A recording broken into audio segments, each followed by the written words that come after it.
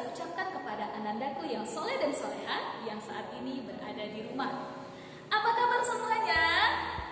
Semoga kita tetap diberikan kesehatan oleh Allah Subhanahu wa taala serta kesempatan sehingga kita bisa beribadah kepada Allah dan melakukan hal-hal positif di dalam kehidupan kita. Amin, amin, amin ya rabbal alamin. Ketemu lagi nih dengan saya Ustazah Septi dalam mata pelajaran Bahasa Indonesia. Hari ini kita akan melanjutkan materi kita yang kemarin, yaitu tentang simpulan, tanggapan, dan struktur teks berita. Namun, agar lebih barokahnya pembelajaran kita pada pagi hari ini, marilah kita buka pembelajaran kita dengan sama-sama membaca basmalah. Bismillahirrahmanirrahim.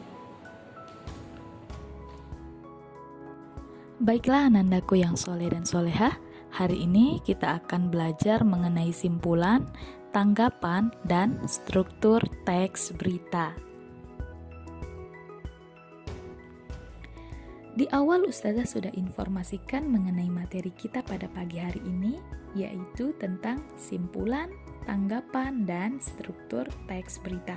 Oleh sebab itu, kita akan mulai bahas dari pengertian simpulan. Apa itu simpulan?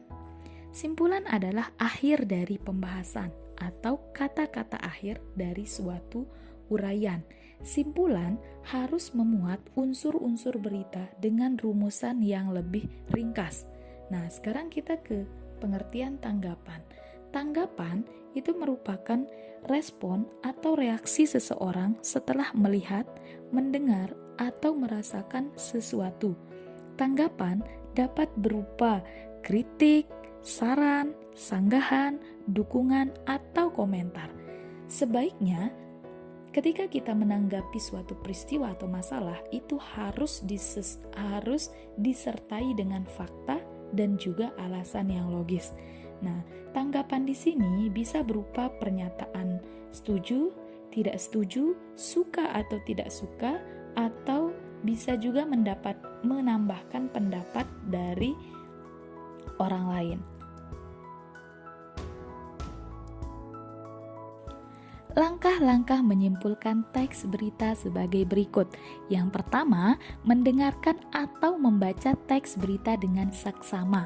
Apa maksudnya? Jadi, ketika kalian mendengarkan atau membaca sebuah berita, kalian harus teliti. Kalian harus cermat ketika sedang mendengarkan atau sedang membaca berita, agar informasi yang kalian kumpulkan itu benar adanya dan juga lengkap sesuai dengan unsur-unsur dari berita itu sendiri. Yang kedua, mencatat pokok-pokok atau unsur-unsur berita. Ingat yang sudah kita pelajari kemarin, unsur-unsur berita itu adalah 5W plus 1H. Apa saja yang 5W plus 1H? Apa, siapa, di mana, kapan, mengapa, dan bagaimana. Yang ketiga, membuat simpulan berdasarkan unsur-unsur berita yang sudah ditemukan.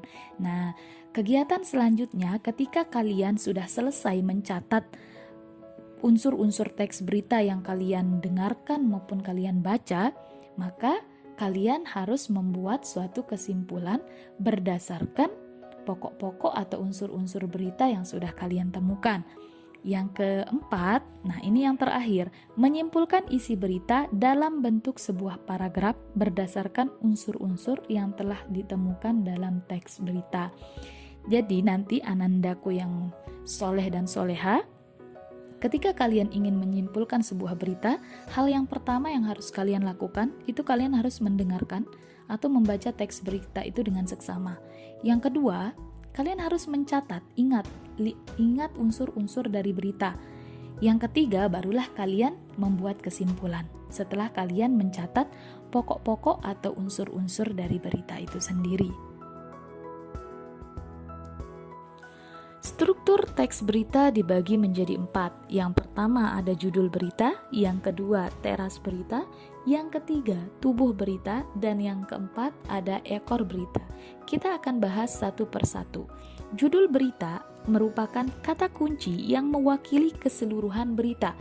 Ada pula yang mengatakan bahwa judul berita merupakan gambaran topik berita yang berfungsi memberitahukan tentang berita apa yang akan disajikan dan berperan penting untuk menggiring pembaca agar menelusuri isi berita yang disampaikan. Biasanya, sebelum membaca isi berita, pembaca cenderung untuk membaca judulnya terlebih dahulu. Ketika judulnya tidak menarik, maka secara otomatis pembaca akan enggan untuk membaca isi beritanya. Sehingga, usahakan dalam membuat judul berita itu harus yang mudah dipahami dengan sekali membaca dan harus membuat judul yang menarik. Yang kedua, ada teras berita. Biasanya disebut sebagai pengantar berita atau awal berita, karena bagian teras berita biasanya ditulis pada paragraf pertama naskah atau teks berita. Tujuan dari teras berita ini untuk menarik pembaca agar membaca secara keseluruhan informasi dalam berita. Oleh sebab itu, sebuah teras berita haruslah dibuat menarik, singkat, dan informatif. Bagian teras berita harus mengandung jawaban atas pertanyaan apa, siapa, kapan, dan di mana. Jadi, isi dari teras berita itu memaparkan tentang kejadian apa yang diberitakan dalam berita tersebut, siapa pelaku yang terlibat dalam peristiwa tersebut, yang ketiga, kapan waktu terjadinya peristiwa tersebut, yang keempat, di mana tempat kejadian tersebut terjadi. Coba perhatikan buku LKS kalian halaman 10 pada contoh bagian teras berita. Pada contoh tersebut, bagian teras berita itu memuat informasi tentang kejadian apa yang diberitakan, lalu siapa pelaku yang terlibat di dalamnya, tempat dan kapan waktu terjadinya.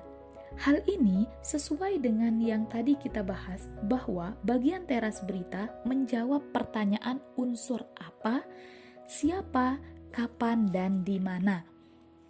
Yang ketiga, ada namanya tubuh berita. Tubuh berita ini merupakan penjelasan dari teras berita secara lengkap atau keseluruhan dari peristiwa yang diangkat menjadi berita dan merupakan penjabaran lebih lanjut isi teras berita. Pada bagian tubuh berita berisi jawaban atas pertanyaan mengapa dan bagaimana. Jika sebelumnya di teras berita itu harus menjawab pertanyaan apa, siapa, kapan, dan di mana, sedangkan di tubuh berita menjawab pertanyaan mengapa dan bagaimana proses terjadinya peristiwa tersebut.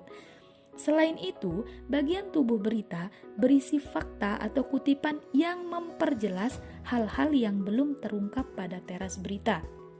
Jadi ingat, tubuh berita merupakan penjabaran lebih lengkap dari unsur dari struktur teras berita. Sekarang kita ke yang terakhir, yaitu ekor berita. Ekor berita adalah bagian struktur teks berita bagian akhir yang berisi informasi yang kurang penting.